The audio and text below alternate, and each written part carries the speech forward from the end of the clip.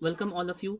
इस lecture series में हम लोग समझेंगे लाइसोसोम्स के बारे में। लाइसोसोम्स को सुसाइड बैग के नाम से जाना जाता है क्योंकि ये अंडर एडवर्स कंडीशन पूरे के पूरे सेल को ही डाइजेस्ट कर देता है। इसे सबसे पहले डिस्कवर किया था एक्सीडेंटली एक बेल्जियन साइंटिस्ट ने, जिनका नाम था क्रिश्चियन डी ड्यूव।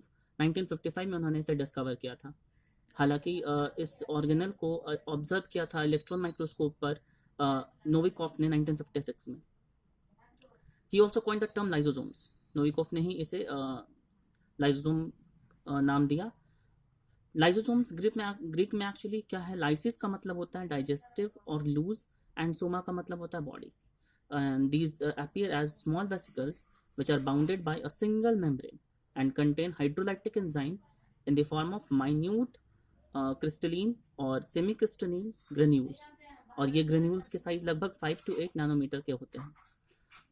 अगर देखा जाए तो about 50 enzymes have been recorded to occur in them. हालांकि सारे एंजाइम्स एक ही लाइसोसोम में पाए जाए ऐसा नहीं है।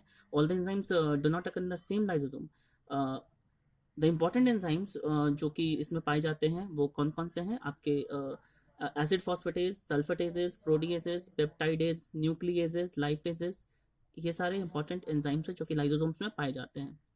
They are also called acid hydrolases because these digestive enzymes usually function in acidic medium।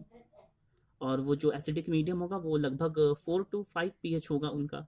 ठीक है। एसिडिक कंडीशंस जो होंगे, जिस कंडीशन में लाइसोसोम अच्छे से वर्क करेगा वो कैसे मेंटेन होगा, by pumping of H+ ions या प्रोटॉन्स। मतलब कंटिन्यूअसली लाइसोसोम्स में प्रोटॉन पंप होता रहता है, जिससे इसके अंदर एसिडिक मीडियम मेंटेन होते रहती है। ठीक है।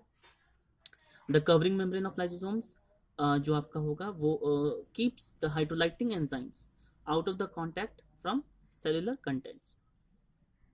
It is itself protected from them by high glycosylation of its proteins and lipids। Clear cut आप फिगर में देखो, यहाँ पर ये जो आपका मेम्ब्रेन नजर आ रहा है, इस मेम्ब्रेन में ग्लाइकोसाइलेटेड प्रोटीन्स और लिपिड्स प्रेजेंट है।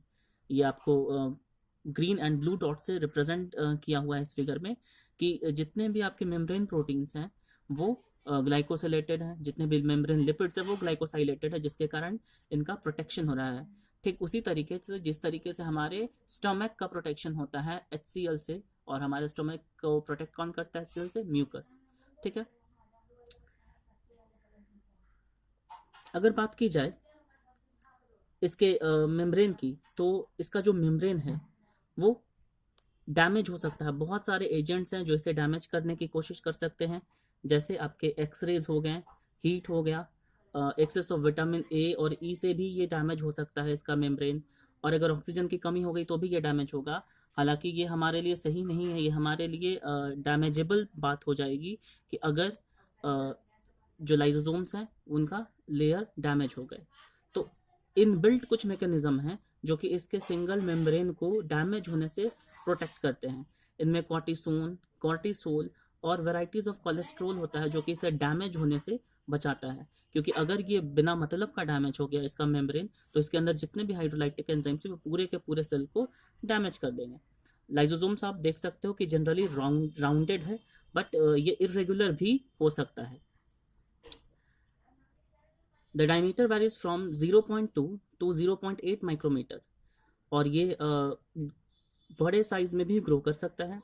अगर इंटीरियर की बात की जाए तो the interior may be almost solid और differentiated into outer denser region और less denser central reason.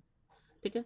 Lysosome की अगर हम बात करें तो लाइसोसोम अराइज कहाँ से होता है, ये endoplasmic reticulum and Golgi complex के जॉइंट एक्टिविटी से इसकी उत्पत्ति होती है, इसका अराइज होता है। ठीक है। The precursor of hydrolytic enzymes are mostly synthesised at the rough endoplasmic reticulum, और फिर उसकी पैकेजिंग होगी और वही अल्टीमेटली एंडोप्लाज्मिक रेटिकुलम से डिटैच होने के बाद लाइसोसोम्स कहलाएगा। सिंपल सेंस में अगर बात करें तो अगर endoplasmic reticulum and Golgi body से जो प्रोटीन पैक होकर के आ रहा है, अगर वो प्रोटीन या वो एंजाइम हाइड्रोलाइटिक नेचर का हुआ, डाइजेस्टिव नेचर का हुआ, तब उस पैकेट को आप क्या कहोगे, लाइसोसोम्स कहोगे। ठीक है। Lysosomes take part in intracellular digestion, और एक्स्ट्रा सेलुलर डाइजेशन में भी ये हेल्प करता है। साथ ही साथ लाइसोसोम्स का मल्टीपल स्टेजेस में सेल के अंदर ही पॉलीमॉर्फिज्म होता है। मतलब उसके मॉर्फोलॉजिकल जो फॉर्म है वो बदलते चले जाते हैं, और इसी आधार पर लाइसोसोम्स को 4 कैटेगरी में बांटा गया है। नेक्स्ट वीडियो लेक्चर में हम लोग देखने की कोशिश करेंगे कि ये 4 टाइप्स ऑफ लाइसोसोम्स क्या हैं। Thank you very much for listening.